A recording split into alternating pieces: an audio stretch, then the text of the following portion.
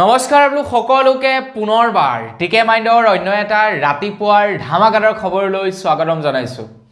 অন্য দিনৰ দৰে আজিও আপোনালোকৰ কাৰণে বহুকেইটা গুৰুত্বপূৰ্ণ খবৰ আছে। তো ভিডিওটো প্ৰথমৰ পৰা শেষলৈকে চাই থাকিব আৰু মোক ইনষ্টাগ্ৰামত এতিয়ালৈকে যদি ফলো কৰা নাই এনেকুৱা ধৰণৰ খবৰবিলাক যদি আপোনালোকে ইনষ্টাগ্ৰামতো চাব বিচাৰে tk.real মোৰ ইনষ্টাগ্ৰাম আইডি ভিডিঅ'ৰ ডেছক্ৰিপশ্যনত দিয়া আছে। নতুনকৈ ভিডিঅ' দিয়া আৰম্ভ কৰিছো, প্লিজ ফলোটো কৰি ল'ব। তো আগবাইছো আজিৰ প্ৰথমটো খবৰ ফালে। প্ৰথম খবৰটো ওলাইছে আমাৰ অসমৰ নিবনুৱাসকলৰ কাৰণে এটা ভাল খবৰ ওলাইছে। অসমৰ মুখ্যমন্ত্ৰী ডক্টৰ হিমন্ত বিশ্ব শৰ্মাদেৱে ঘোষণা কৰিছে যে আকৌ ফেব্ৰুৱাৰী মাহত প্ৰায় ৪,০০০তকৈও অধিক নতুন পোষ্ট মুকলি কৰিবলৈ গৈ আছে বুলি জনাইছে। মুখ্যমন্ত্ৰী ডাঙৰীয়াই ঘোষণা কৰা অনুসৰি ১৫ ফেব্ৰুৱাৰী তাৰিখৰ দিনাখন পৰ্টেল মুকলি কৰা হ'ব। আপোনালোকে আবেদন কৰিব পাৰিব আৰু ৩১ মাৰ্চলৈকে আবেদন চলিব। ৱেবছাইটটো হৈছে dw.assam.gov.in। এই ৱেবছাইটত গৈ আপোনালোকে আবেদন কৰিব পাৰিব। প্ৰায় ৪,৫০০জন শিক্ষকৰ পদত নিযুক্তি প্ৰদান কৰিব বুলি জনাইছে। নিম্ন প্ৰাথমিক আৰু উচ্চ প্ৰাথমিক দুয়োটা পদৰ বাবে এক্সাম হ'ব। অসম চৰকাৰৰ যি নেকি এটা টাৰ্গেট আছিলে যে আমাৰ অসমত প্ৰত্যেক বছৰে ১ লাখ ল'ৰা ছোৱালীক নিযুক্তি প্ৰদান কৰা অসম চৰকাৰৰ অধীনত, তো এতিয়া ১.৫ লাখ সম্পূৰ্ণ হ'বলৈ গৈ আছে। তো ফেব্ৰুৱাৰী মাহত ১.৫ লাখ সম্পূৰ্ণ হ'ব আৰু ২০২৬ৰ বিধানসভাৰ নিৰ্বাচনৰ পূৰ্বে হয়তো চাগে ২-৩ লাখ ক্ৰছ কৰি যাব। ১৫ ফেব্ৰুৱাৰী মনত ৰাখিব, আগতীয়াকৈ ডকুমেণ্ট পাতি সকলোবিলাক যোগাৰ কৰি ৰাখিব। আগাইছোঁ ইয়াৰ পাছৰটো খবৰ ফালে। ইয়াৰ পাছৰ খবৰটো ওলাইছে অৰুণোদয় আঁচনিৰ ওপৰত। আপোনালোকৰ ঘৰৰ কোনোবাই অৰুণোদয় আঁচনিৰ পইচা লাভ কৰে নে নকৰে কমেণ্ট এটা কৰি জনাব। অসমৰ মুখ্যমন্ত্ৰী ডক্টৰ হিমন্ত বিশ্ব শৰ্মাদেৱে এটা প্ৰতিশ্ৰুতি দিছিলে মহিলাসকলক যে যিসকল আই মাতৃৰ ঘৰত ৰেচন কাৰ্ড আছে প্ৰত্যেককে অৰুণোদয় আঁচনিৰ ধন দিব বুলি ঘোষণা কৰিছিলে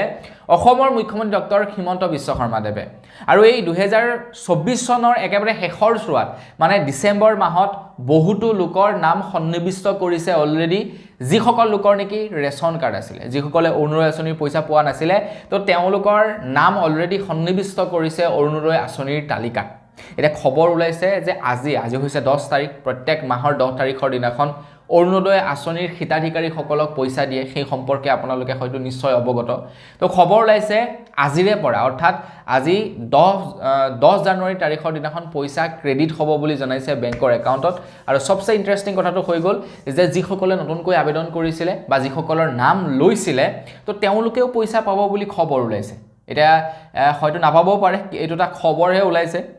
কিমান দূৰ সত্য এই সম্পৰ্কে আপোনালোকক ক'ব পৰা নাযাব, কিন্তু পুৰণাসকলেতো পাবই ন' ডাউট। কিন্তু নতুন যিসকলে আবেদন কৰিছিলে তেওঁলোকেও পাই যাব বুলি কৈছে ১০ তাৰিখ আজি। আৰু তাৰ লগে লগে আজি হেনো শুনা পোৱা অনুসৰি এই আত্মসহায়ক গোটৰ মহিলাসকলক যে ১০,০০০ টকাকৈ দিব বুলি কৈছে, তো সেই ১০,০০০ টকাটো আজিয়েই সোমাব বুলি কৈছে বেংকৰ একাউণ্টত। মানে বেংকৰ একাউণ্টত ক্ৰেডিট হ'ব। মহিলাসকলক যে ১০,০০০ টকাকৈ দিব বুলি কৈছিলে বিজনেছ কৰিবৰ কাৰণে, তো সেই পইচাটো সোমোৱাৰ কথা আছে। তো মুঠৰ ওপৰত আপোনালোকে আজি মোবাইলটো লগতে ৰাখিব, মোবাইলটো লৈ ৰেডি হৈ থাকিব। মেছেজটো অহাৰ লগে লগে চাব, যদি পইচা সোমোৱা যেন পায়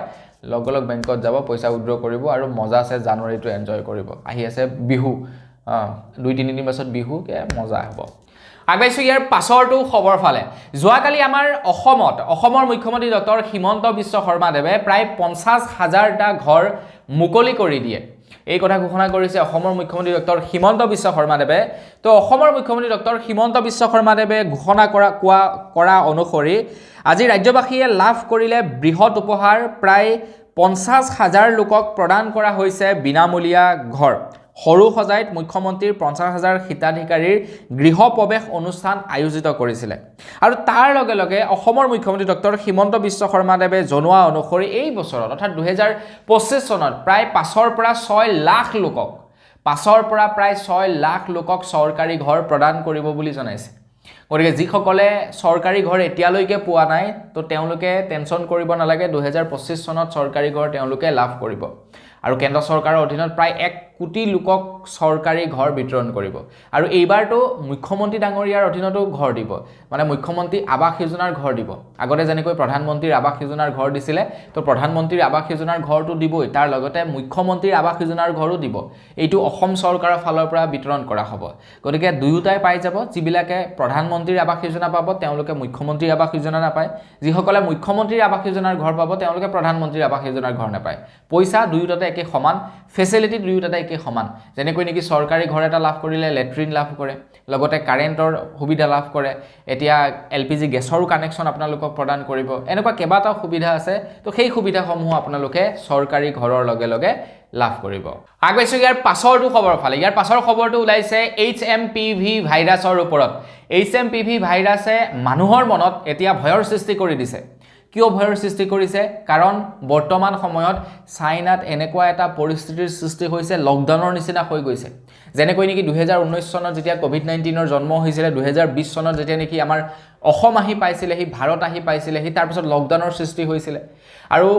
কোভিড-19 টো হঠাতে এদমমান মানুহৰ গাত দেখা দিয়া নাছিলে প্ৰথমতে 2-এজন মানুহৰ গাত হৈছিল মানুহে লাইটলি লৈছিল তাৰ পাছত লাহে লাহে একে ঝাটকাত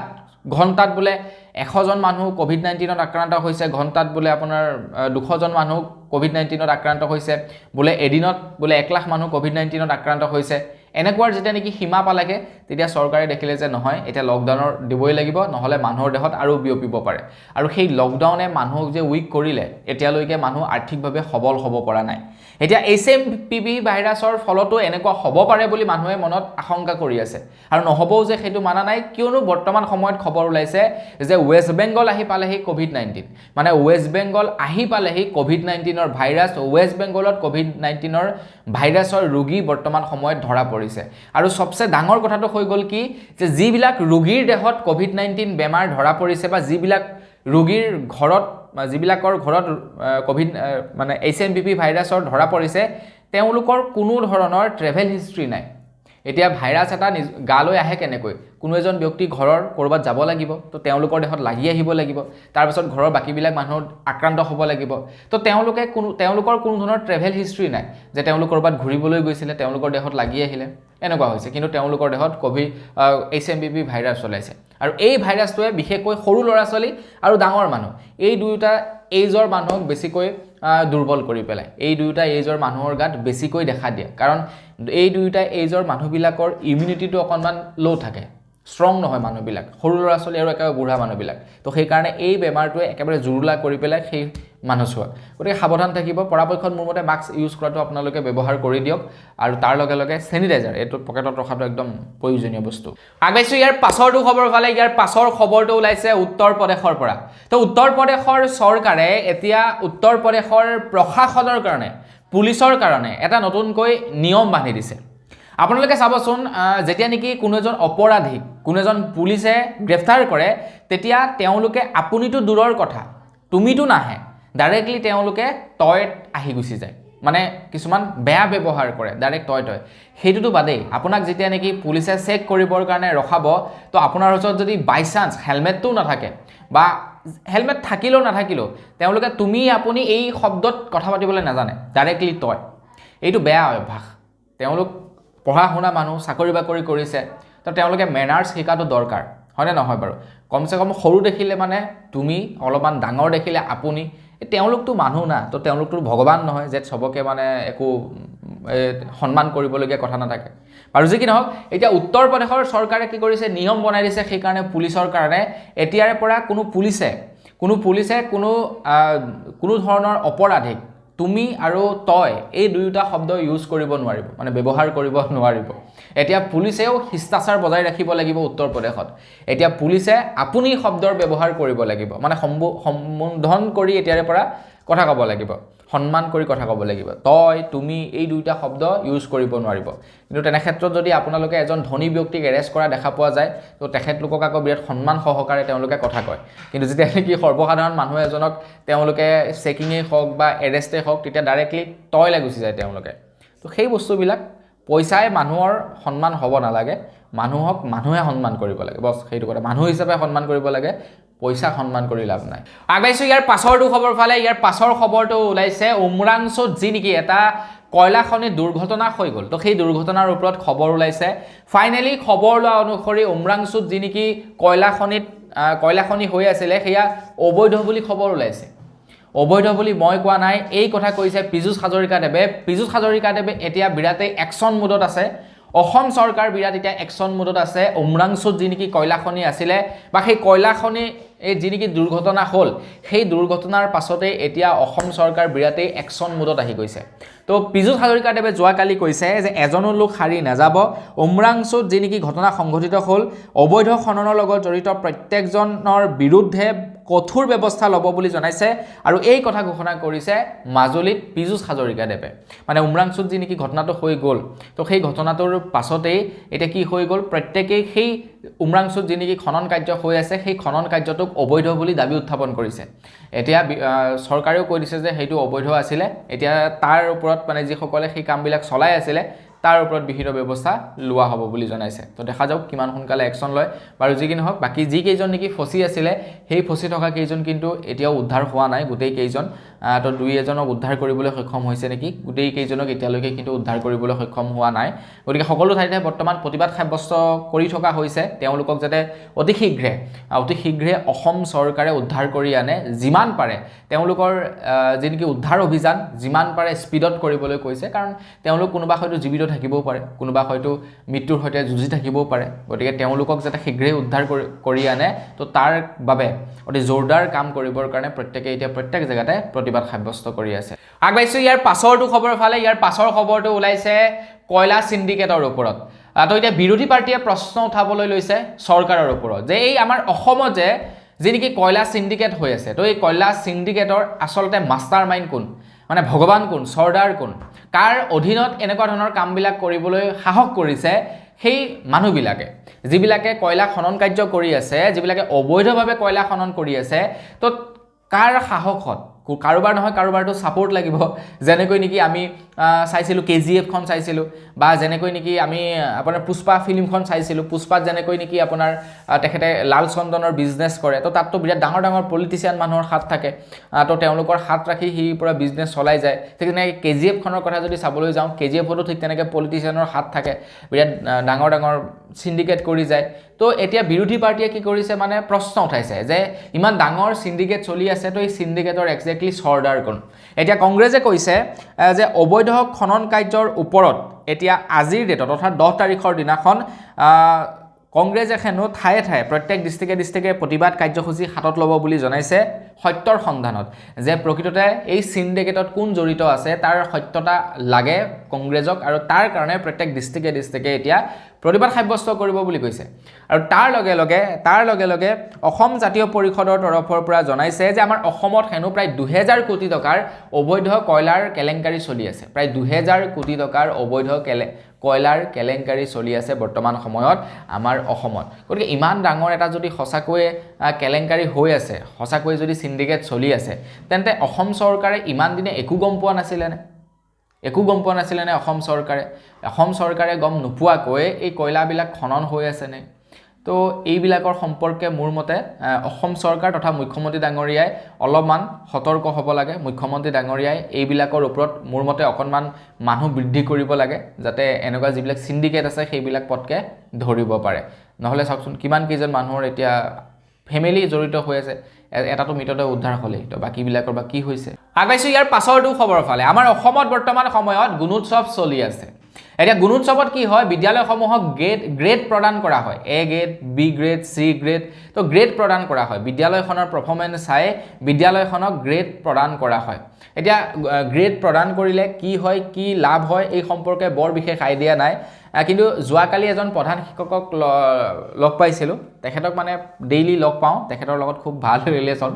তো তেখেতক মানে বহুত দিন দেখা পোৱা নাছিলোঁ প্ৰায় 10 দিন মান হৈ গ'ল দেখা নোপোৱা তাৰপিছত কালি হঠাতে দেখিলোঁ মই বোলো ছাৰ কি হ'ল বহুত দিন দেখা পোৱা নাই কয় কি ক'বা বোলে গুণোৎসৱে মাথাটো খাই দিছে তো তেওঁলোকৰ গুণোৎসৱৰ সময়ত মানে বৰ সাংঘাতিক কাম আহে এটা কেনেকুৱা ধৰণৰ কাম নাজানো কিন্তু বিৰাটেই বিজি হয় তেখেতে কোৱা অনুসৰি ৰাতিপুৱা 7 বজাত যায় সন্ধিয়া 8-9 বজাত ঘৰলৈ উভতি আহে মানে ইমানেই কাম তেওঁলোকৰ থাকে কাৰণ তেওঁলোকে গ্ৰেড পাব লাগিব A গ্ৰেড B গ্ৰেড এতিয়া এই গ্ৰেডসমূহে কেনেকুৱা ধৰণৰ কি ইন্ডিকেট কৰে এই সম্পৰ্কে বৰ বিশেষ নাজানো বাৰু যি কি নহওক এতিয়া খবৰ হৈ গ'ল কি শিক্ষামন্ত্ৰী ৰণোজ পেগু ডাঙৰীয়াদেৱে যোৱাকালি হঠাতে এখন স্কুল ভিজিট কৰিলে গুণোৎসৱৰ সময়ত এখন হঠাতে স্কুল ভিজিট কৰিলে আৰু এজন নৱম শ্ৰেণীত পঢ়ি থকা লৰাক কি কৰিলে মৰ্নিং স্পেলিং কৰিবলৈ ক'লে মৰ্নিং ৱৰ্ডটোৰ স্পেলিং কৰিবলৈ ক'লে 9ত পঢ়ি থকা ল'ৰাজনে মৰ্নিং ৱৰ্ডটো স্পেলিং কৰিব পৰা নাই কিন্তু সেই বিদ্যালয়খনে A গ্ৰেড লাভ কৰিছে তো মুখ্যমন্ত্ৰী ডাঙৰীয়া শিক্ষামন্ত্ৰী ডাঙৰীয়া মানে হতবাক যে যিখন বিদ্যালয় নেকি 9ত পঢ়ি থকা লৰাই ষ্টুডেণ্টে মৰ্নিং ৱৰ্ডটো স্পেলিং কৰিব নোৱাৰে সেইখন বিদ্যালয়ে কেনেকৈ এ গ্ৰেড লাভ কৰিলে মানে 2 নম্বৰী প্ৰক্ৰিয়াৰে এ গ্ৰেড লাভ কৰিছে হেতুটো ক'ব লাগিব এতিয়া কি কৰে দেখা যাওক এই বিদ্যালয়খনৰ ওপৰত মানে সাংঘাতিক আৰু মৰ্নিং ৱৰ্ডটো স্পেলিং কৰিব নোৱাৰে আগবাইছো ইয়াৰ পাছৰটো খবৰ ফালে ইয়াৰ পাছৰ খবৰটো ওলাইছে শিৱসাগৰৰ পৰা তো শিৱসাগৰত ছাত্ৰ মুক্তি সংগ্ৰাম সমিতিৰ তৰফৰ পৰা বিজেপিৰ ওপৰত এফআইআৰ ৰুজু কৰিছে তো ছাত্ৰ মুক্তি সংগ্ৰাম সমিতিয়ে কোৱা অনুসৰি বিজেপি পাৰ্টিয়ে কোনো এজন বিজেপিৰ লিডাৰ কোন হয় চিনি পোৱা নাই তো বিজেপি কোনো এজন লিডাৰৰ পোষ্টাৰ গছত আৰিছে তো গছত অৰাটোক লৈ তেওঁলোকৰ একো প্ৰব্লেম নাই তেওঁলোকৰ প্ৰব্লেম হৈ গ'ল কি যে সেই বেনাৰবিলাক আৰুতে গছত গজাল মৰা হৈছে তো যাৰ কাৰণে নেকি তেওঁলোকে এফআইআৰ ৰুজু কৰিছে বিজেপি পাৰ্টিৰ ওপৰত এটা কি হ'ব কি নহ'ব এই সম্পৰ্কে অনাগত সময়ত গম পাম সেই সম্পৰ্কে আপোনালোকক জনাম তো ছাত্ৰ মুক্তি সংগ্ৰাম সমিতিৰ তৰফৰ পৰা কোৱা অনুসৰি উচ্চতম ন্যায়ালয়ে নিৰ্দেশনা প্ৰদান কৰি থৈছে যে প্ৰকৃতিৰ প্ৰত্যেকটো বস্তুকে আমি সুৰক্ষিত কৰি ৰাখিব লাগিব বা প্ৰকৃতিৰ প্ৰত্যেকটো বস্তুক কোনো এটা বস্তুক আমি আঘাত কৰাৰ আমাৰ অধিকাৰ নাই গজালেই নহয় বা কটাৰো আমাৰ অধিকাৰ নাই বুলি জনাইছে প্ৰকৃতিৰ প্ৰত্যেকটো বস্তুত এতিয়া বিজেপিৰ সেই সকল কৰ্মীয়ে কি কৰিছে কোনো এজন বিজেপি লিডাৰৰ পোষ্টাৰ মাৰিছে আপোনাৰ গজাল মাৰি তো তাৰ কাৰণে তেওঁলোকে এফআইআৰ ৰুজু কৰিছে বিজেপি পাৰ্টিৰ ওপৰত এতিয়া দেখা যাওক কি হয় অনাগত সময়ত এই সম্পৰ্কে যেতিয়া খবৰ ওলাব মই আপোনালোকক জনাই যাম তো আপোনালোকে কি ক'ব আপোনালোকৰ মন্তব্য কি এই সম্পৰ্কত কমেন্ট বক্সত লিখিবলৈ কিন্তু নাপাহৰিব আৰু খবৰ কিটা যদি চাই ভাল লাগিছে তেন্তে লাইক এটা কৰি থৈ যাব আগবাইছো ইয়াৰ পাছৰটো খবৰ ফালে ইয়াৰ পাছৰ খবৰটো বিৰাটেই এটা গুৰুত্বপূৰ্ণ খবৰ ওলাইছে প্ৰত্যেকৰে কাৰণে মহিলাৰ কাৰণে এইটো এটা গুৰুত্বপূৰ্ণ খবৰ আৰু পুৰুষৰ কাৰণে এইটো এটা বিৰাটেই গুৰুত্বপূৰ্ণ খবৰ এতিয়াৰে পৰা আপোনালোকে ভুলতেও সোশ্যাল মিডিয়াত মহিলা বা পুৰুষক বডি শেমিং নকৰিব যদি কেনেবাকৈ আপোনালোকে বডি শেমিং কৰি দিয়ে আৰু আপোনাৰ ওপৰত যদি এফআইআৰ ৰুজু কৰে তেন্তে আপুনি বৰ বেয়াকৈ ফসি যাব আৰু এই সিদ্ধান্ত লৈছে কেৰালা হাইকোৰ্টে কৈছে যে এতিয়াৰে পৰা কোনো ব্যক্তিয়ে প্ৰত্যক্ষভাৱেই হওক বা সোশ্যাল মিডিয়াতে হওক কোনো ব্যক্তিকে বডি শেমিং কৰিব নোৱাৰিব বডি শেমিং মানে হৈছে কি সাপোজ ধৰি লওক আপুনি অকনমান দেখিবলৈ বেয়া বা কুৎসিত মই আপোনাক যেনিবা ডাইৰেক্টলি মুখৰ ওপৰত কৈ দিলো যে তোৰ মুখখন এই কিবা যেন লাগে তই শকত তই বৰ ক্ষীণ আমুক তামুক এইটো মানে আপোনাৰ শৰীৰক লৈ মই অপমানসূচক বা ঠাট্টামূলক মন্তব্য কৰাটোৱে হৈছে বডি শেমিং তো এতিয়াৰে পৰা যদি কোনো লোকে অপমানসূচক মন্তব্য কৰে সোশ্যাল মিডিয়াতে হওক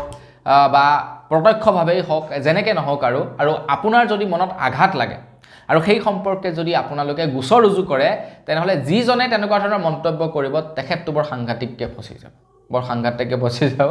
এই ৰায় প্ৰদান কৰিছে এতিয়া কেৰালা হাইকোৰ্টে গতিকে এতিয়াৰে পৰা জিটি কমেন্ট কৰাৰ আগত অকনমান ভাবিব বহু লোকক দেখো বিশেষকৈ মহিলাবিলাকৰ কমেন্ট বক্সত গৈ বৰ বেয়াকৈ কমেন্ট কৰে মহিলাবিলাকৰ কমেন্ট বক্সত আমাৰ ল'ৰাবিলাকৰ অকনমান ল'ৰাবিলাকক ক'লেও বৰ বিশেষ বেয়া নালাগে দেখি কিন্তু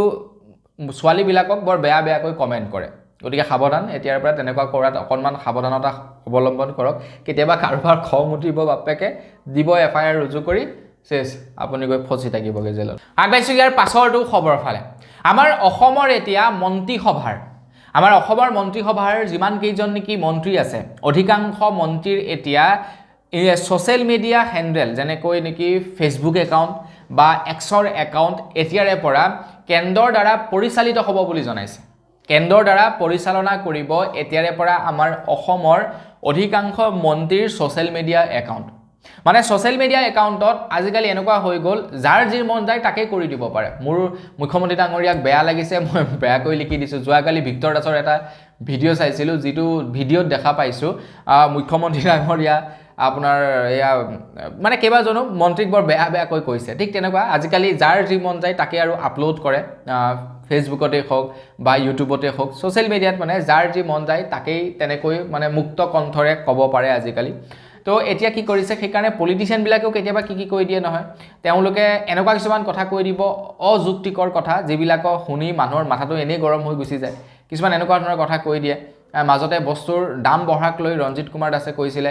যে গাঁৱৰ মানুহেতো তেল নাখায় গতিকে তেলৰ দাম বাঢ়িলে গাঁৱৰ মানুহবিলাকে বেয়া পাব লগা একো নাই তো এনেকুৱা ধৰণৰ মন্তব্যবিলাক তাৰপাছত মাজতে আকৌ কৈছিলে যে গৰম লাগিলে গছৰ তলত গৈ বহিব লাগে তো কাৰেণ্টৰ বিলটো তেতিয়া কমিব কাৰেণ্টৰ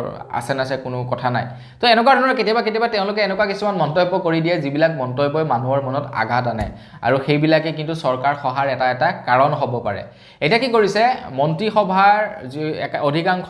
মন্ত্ৰীৰ একাউণ্ট এতিয়া এজন অন্য ব্যক্তিৰ দ্বাৰা কি হ'ব পৰিচালনা কৰা হ'ব মুখ্যমন্ত্ৰীৰ নেতৃত্বত তেওঁলোকে যাতে সোশ্যাল মিডিয়া বা সামাজিক মাধ্যমত কোনো ধৰণৰ তেনেকুৱা কথা ক'ব নোৱাৰে তাৰ ওপৰত এতিয়াৰে পৰা গুৰুত্ব আৰোপ কৰিব বুলি জনাইছে আগবাইছো ইয়াৰ পাছৰটো খবৰ ফালে ইয়াৰ পাছৰ খবৰটো ওলাইছে জল জীৱন মিছন আঁচনিৰ ওপৰত তো জল জীৱন মিছন আঁচনিৰ পইচা অলৰেডি বাৰু মুকলি কৰি দিছে ঠিকাদাৰসকলৰ যাৰ বাবে নেকি কেন্দ্ৰ চৰকাৰৰ ফালৰ পৰা সহায়ৰ হাত আগবঢ়াইছে অসম চৰকাৰক তো খবৰ লোৱা অনুসৰি জল জীৱন মিছনৰ যি নেকি প্ৰায় 10% কাম বাকি আছে কিছু স্থানত তো সেই কাম খুব শীঘ্ৰেই কৰা হ'ব খুব শীঘ্ৰেই সেইবিলাক মুকলি কৰা হ'ব এটা খবৰ ওলাইছে গুৱাহাটীত যোৱাকালি জল জীৱন মিছনৰ যিসকল নেকি অস্থায়ী কৰ্মচাৰী আছে তেওঁলোকে প্ৰতিবাদ সাব্যস্ত কৰিছে তেওঁলোকে প্ৰাপ্য যিবিলাক পাব লগা আছে সেইবিলাক চৰকাৰে মুকলি কৰি দিব লাগে এতিয়া জল জীৱন মিছনৰ যিবিলাক নেকি ধৰি লওক ফিল্টাৰ বহোৱা হৈছে তো ফিল্টাৰবিলাক কি হৈছে আপোনাৰ কাৰোবাৰ নহয় কাৰোবাৰ ঘৰত বহাইছে তো মই খবৰ পোৱা অনুসৰি মানে তো তেওঁলোকক কোনো ধৰণৰ পইচা পাতি দিয়া নাই সাপোজ আপোনালোকৰ ঘৰত বহাইছে তো আপোনাক কোনো ধৰণৰ পইচা পাতি দিয়া নাই তো তেওঁলোকক এটা চাকৰি দিব বুলি কৈছে আৰু সেই চাকৰিটো হৈছে কি তাতে মানে চকীদাৰৰ কাম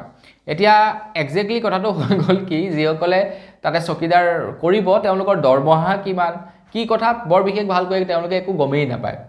এতিয়া তেওঁলোকৰ লাভটো হ'ব কি ইমানখিনি মাটি তেওঁলোকৰ গুচি গৈছে তো তেওঁলোকৰ এক্স্যাক্টলি লাভটো হ'ব কি তো এতিয়ালৈকে হেতুকে মানে থিৰাং নহয় বাকি কৰ্মচাৰীসকলেতো ননষ্টপ লাগি আছে আৰু আনফালে ঠিকাদাৰসকলে বাৰু এতিয়া অকমান ৰেহাই পাইছে তেওঁলোকৰ পইচাবিলাক বেংকৰ একাউণ্টত সোমাইছে গেন যেনিবা আগবাইছো ইয়াৰ পাছৰটো খবৰ ফালে ইয়াৰ পাছৰ খবৰটো ওলাইছে তিৰুপতিৰ পৰা তো খবৰ ওলাইছে তিৰুপতিত যোৱাকালি পদপিষ্ট হৈ প্ৰায় 6 জনকৈ লোকৰ মৃত্যু হৈছিল বুলি খবৰ ওলাইছে এটা 6 জনকৈ লোকৰ মৃত্যু হয় টিকট কাউণ্টাৰৰ ওচৰত টিকট ক্ৰয় কৰাৰ সময়ত তেওঁলোক পদপিষ্ট হৈ মৃত্যু হয় বুলি খবৰ ওলাইছে এতিয়া খবৰ লোৱা অনুসৰি মৃত 6 জন ব্যক্তিৰ ঘৰলৈ চৰকাৰৰ তৰফৰ পৰা 25 লাখ টকাকৈ এককালীন সাহায্য আগবঢ়াব বুলি জনাইছে অকল সেই 6 জনেই মৃত নহয় আৰু বহুতো লোক বৰ্তমান সময়ত হস্পিটেলাইজ হৈ আছে আৰু তেওঁলোকৰো চিকিৎসাৰ দায়িত্ব লৈছে চৰকাৰে তেওঁলোকৰো খবৰ খাতি বৰ্তমান সময়ত চৰকাৰে লৈ আছে আগবাইছো ইয়াৰ পাছৰটো খবৰ ফালে ইয়াৰ পাছৰ খবৰটো ওলাইছে ষ্টেট বেংকৰ পৰা তো আপোনাৰ যদি ষ্টেট বেংকত একাউণ্ট আছে তেন্তে আপোনালোকে এতিয়া ষ্টেট বেংকত এক বিশেষ এফডি স্কিমত পইচা ফিক্স ডিপোজিট কৰিব পাৰে য'ত নেকি কোনো ধৰণৰ টাইম লক সিস্টেম নাই মানে যেনেকৈ নেকি বাকিবিলাক ফিক্স ডিপোজিটত কি হয় আপুনি বোলে এবছৰৰ কাৰণে পইচা ৰাখিব পাৰে 2 বছৰৰ কাৰণে ফিক্স থাকে বোলে এবছৰৰ কাৰণে তো এবছৰৰ কাৰণে ৰাখিব লাগিব 2 বছৰৰ কাৰণে বোলে 2 বছৰৰ কাৰণে ৰাখিব লাগিব যদি 2 বছৰৰ আগত পইচাটো উইথড্ৰ কৰে তেনেহলে আপোনালোকৰ পৰা ফাইন কাটে কিন্তু ষ্টেট বেংকত এটা ফিক্স ডিপোজিট সিস্টেম আছে যিটো কোৱা হয় মাল্টি অপচন ডিপোজিট স্কিম তো এই স্কিমৰ অধীনত যদি আপোনালোকে পইচা ডিপোজিট কৰে আপোনালোকে সেই পইচা এটা লিমিটেড টাইমৰলৈকে ৰাখাৰ কোনো প্ৰয়োজনীয়তা নাই যিমান দিনলৈকে ৰাখে সিমান দিনলৈকে আপোনালোকে ৰেট অফ ইন্টাৰেষ্ট লাভ কৰিব আৰু আটাইতকৈ ভাল কথাটো হৈ গ'ল যে আপোনালোকে সেই পইচাটো ডাইৰেক্টলি এটিএমৰ পৰা উইথড্ৰ কৰিব পাৰিব কোনো টেনচন নাই গতিকে আপোনালোকে যদি ফিক্স ডিপোজিট কৰিব বিচাৰে তেনেহলে ষ্টেট বেংকত কৰিব পাৰে এটা ভাল অপৰচুনিটি আহিছে আপোনালোক সকলোৰে বাবে আগবাইছো ইয়াৰ পাছৰটো খবৰ ফালে ইয়াৰ পাছৰ খবৰটো ওলাইছে সামগুৰিৰ পৰা খবৰ ওলাইছে যোৱাকালি সামগুৰিত হেনো প্ৰায় শ কংগ্ৰেছী নেতাই কংগ্ৰেছ ত্যাগ কৰি বিজেপি জয়ধ্বনি দি বিজেপিত যোগদান কৰিছে বুলি খবৰ ওলাইছে এতিয়া যেহেতু আপোনাৰ পঞ্চায়ত নিৰ্বাচন আহি আছে বিধানসভা নিৰ্বাচনো আহি আছে গতিকে বিধানসভা আৰু পঞ্চায়ত নিৰ্বাচনৰ পূৰ্বে আমি এনেকুৱা ধৰণৰ খবৰ ঢেৰ শুনা পাম বোলে আমুকত আপোনাৰ কংগ্ৰেছক এৰি বিজেপিত যোগদান কৰিলে তামুকত বিজেপিক এৰি কংগ্ৰেছত যোগদান কৰিলে তামুকত বোলে বিজেপিক এৰি ৰাইজৰ দলত যোগদান কৰিলে এনেকুৱা ধৰণৰ ঢেৰ আমি খবৰ শুনা পাম আহি আছে পঞ্চায়ত নিৰ্বাচন গতিকে পাৰ্টিবিলাকে নিজৰ ইমপ্ৰেছন বৃদ্ধি কৰিবৰ কাৰণে তেনেকুৱা ধৰণৰ কামবিলাক সময়ে কৰি থাকে গতিকে পঞ্চায়ত নিৰ্বাচনত আমি আমাৰ বুদ্ধিমত্তা ব্যৱহাৰ কৰি ভোটটো দিয়াটো আমাৰ প্ৰয়োজনীয়তা আছে কাৰণ আপোনাৰ এই গাঁৱৰ যি নেকি ৱাৰ্ড মেম্বাৰ হয় ন তো মুখ্যমন্ত্ৰীৰ চাগে ইমান লেভেল নাথাকে যিমান এই লেভেল এই ৱাৰ্ড মেম্বাৰৰ থাকে মানে গতিকে আপোনালোকে ৱাৰ্ড মেম্বাৰজন ভাল সিলেক্ট কৰিব ৱাৰ্ড মেম্বাৰৰ জৰিয়তে প্ৰায়বিলাক আঁচনিৰ সুবিধা পোৱা যায়, যেনে অৰুণোদয় হৈ গ'ল, যেনে কৃষকৰ হৈ গ'ল, এনেকুৱা মেক্সিমাম সুবিধা ৱাৰ্ড মেম্বাৰৰ জৰিয়তে পোৱা যায় গাঁৱৰ মানুহবিলাকে, আৰু চৰকাৰেও সেইকাৰণেই ৱাৰ্ড মেম্বাৰবিলাকক চিলেক্ট কৰিছে বা নিযুক্তি প্ৰদান কৰিছে, সেইকাৰণে যাতে গাঁৱৰ মানুহবিলাকৰ সেই আঁচনিবিলাকৰ মানে তেওঁলোকে যাতে সুবিধা ভালদৰে পাব পাৰে, তাৰ যাতে গুৰি ধৰে ৱাৰ্ড মেম্বাৰে, তো তাৰ কাৰণে তেখেতলোকক চিলেকশ্যন কৰিছে। গতিকে তেওঁলোকৰ মানে লেভেলটো মুখ্যমন্ত্ৰীতকৈ বেছি, গতিকে আপোনালোকে নিজৰ বুদ্ধিমত্তা ব্যৱহাৰ কৰিহে তেখেতলোকক চিলেক্ট কৰিব।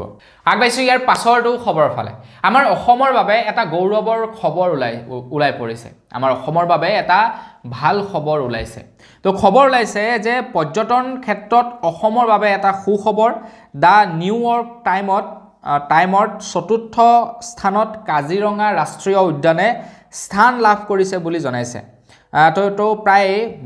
52টা ভ্ৰমণ স্থানৰ ভিতৰত 4 নম্বৰ স্থান লাভ কৰিছে কাজিৰঙা ৰাষ্ট্ৰীয় উদ্যানে। আমাৰ অসমৰ কাজিৰঙা ৰাষ্ট্ৰীয় উদ্যানে 4 নম্বৰ স্থান লাভ কৰিছে। আমাৰ অসমৰ কাজিৰঙা ৰাষ্ট্ৰীয় উদ্যানলৈ দেশ বিদেশৰ পৰা মানুহ প্ৰত্যেক বছৰে আহি থাকে, আৰু এইবাৰ বাৰু ফাইনেলি আমাৰ অসম চৰকাৰে এটা ভাল পদক্ষেপ হাতত লৈছে। কাজিৰঙাখনক অকণমান ডেভেলপ কৰিবৰ কাৰণে 250 কোটি টকা নে কিমান কোটি টকা ধাৰ্য কৰিছে কাজিৰঙাখনক অকণমান মানে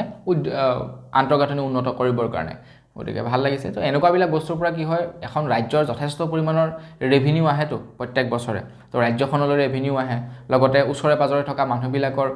ইনকম চ'ৰ্চেছ বাঢ়ে, মানে ঢেৰ চব ফালৰ পৰাই ক'ব গ'লে আৰু পইচা আহে, ৰেভিনিউ জেনেৰেট হয়। কাৰণ যেতিয়া নেকি কোনো এজন টুৰিষ্ট আহে, এজন টুৰিষ্টে অতি কমেও আপোনাৰ 50-60 হাজাৰ টকা খৰচা কৰি পেলাই এখন ৰাজ্যত আহি, গতিকে সেইবিলাক টকাটো ৰাজ্যখনত থাকি যায়, গতিকে বিজনেছ হয়। তো সেইকাৰণে এনেকুৱা ধৰণৰ বস্তুবিলাক ডেভেলপ কৰিব লাগে। আগবাঢ়িছোঁ ইয়াৰ পাছৰটো খবৰৰ ফালে। ইয়াৰ পাছৰ খবৰটো ওলাইছে ইণ্ডিয়া মিত্ৰজোঁটৰ ওপৰত। আমাৰ অসমততো বৰ্তমান সময়ত মিত্ৰজোঁটৰ অৱস্থা কেনেকুৱা আপোনালোকক মই আৰু নকলেও হ'ব, প্ৰায়বিলাক খবৰতে আপোনালোকক জনাই থাকোঁ যে আমাৰ অসমৰ মিত্ৰজোঁটৰ অৱস্থা বৰ্তমান সময়ত কেনেকুৱা, অসমৰ মিত্ৰজোঁটৰ স্থিতি বৰ্তমান সময়ত কেনেকুৱা, সেই সম্পৰ্কে আপোনালোকক প্ৰায় সময়ত জনাই থাকোঁ। এতিয়া ইণ্ডিয়া মিত্ৰজোঁটৰ অৱস্থাও বৰ বিশেষ ভাল নহয় বুলি খবৰ ওলাই পৰিছে। তো খবৰ ওলাই পোৱাৰ অনুসৰি মিত্ৰজোঁটৰ মাজতে এতিয়া কণ্ডল লাগিছে হেনো। আহি আছে তেওঁলোকে যে নেকি লোকসভা নিৰ্বাচনত একলগ হৈ খেলিলে, কিন্তু লোকসভা নিৰ্বাচন পাৰ হৈ যোৱাৰ পাছতে এতিয়া বিভিন্ন স্থানত আপোনাৰ বিভিন্ন ঠাইত বিধানসভা নিৰ্বাচন আছে, কিন্তু সেই বিধানসভা নিৰ্বাচনত তেওঁলোকে একলগ হৈ বা মিত্ৰজোঁটৰ হৈ খেলাৰ কথা চিন্তা চৰ্চা কৰা নাই। তো সেইকাৰণে একাংশ লোকে কৈছে যে যদিহে এনেকুৱাই হয় তেনেহ'লে ইণ্ডিয়া